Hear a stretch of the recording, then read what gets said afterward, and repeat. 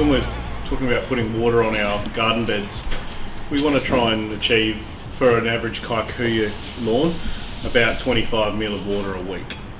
To keep a really lush lawn is about 25 mil. During 26 to 34 degree heat. Your average Australian summer, not your 40 degree heat waves. That's where we start to ramp up again. But you achieve 25 mil a week. We want to do that with good, deep, heavy soaks. So when a 5 mil of rain comes in, it's actually the best time to water your lawn. Socially, it's awkward. On the street, you get frowned upon, but it's actually the best time to water your garden is when it's raining. Pushing all that nitrogen and that your lawn's giving you down into the soil profile as well. And I guess rain as an efficiency is about 98% compared to 75 to 80% with irrigation, so you sort of can supplement with that as well. If this shuts down at 5 mil, you're not obviously going to be able to water. So. And it's unlikely that 5 mil's penetrated anything past the leaf. Yeah, that's right. You know, so the reason that came up, we were driving through the city on Thursday night and it was raining and the sprinklers were on in the council, and you know straight away people are ringing up, what's going on, you're wasting water. Adelaide City Council sprinklers are on over there, yep. Which most people would be up in arms about, like the general public. But, and correct me if I'm wrong, we haven't had enough rain to warrant not irrigating. Yeah, correct, yeah.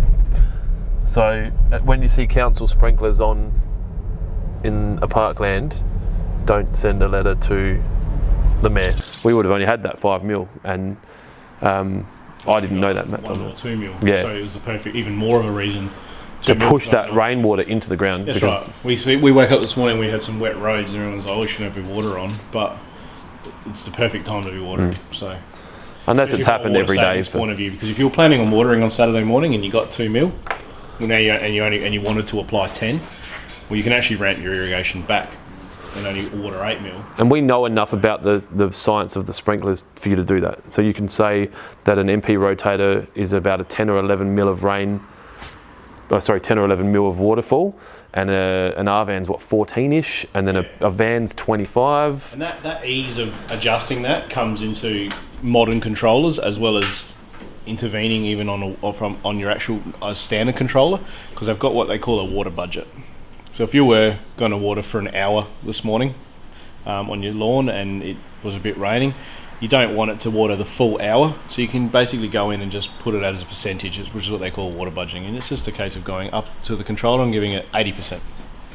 And then it goes the other way. If it's a really, really hot week and you know it's got coming up and you were looking after it, or your customers were looking after it, but you just let them know and just say, look, I'd reckon it's worth giving your irrigation going up to 120% just for this week. You know, just so you're not going to get a little bit of turf damage or plant damage. And it's just that where instead of going into every program and adjusting the run times, you can just leave them as they are and then adjust as a percentage accordingly. So even the battery operated nodes or the Rainbow WPX have that percentage adjustment ability as well. So it's something that I think doesn't get used enough, and it's such a simple thing that you can save. Just by playing with the percentages, you can save 30% of water, your average watering a year, because instead of having it flatline, it waters all the time, you sort of can monitor. And I mean, water's getting to what, $3 something a kilolitre now, so it's getting more and more expensive. And obviously we're still this dry state in the driest continent, so it's a bit of conservation as well. So yeah.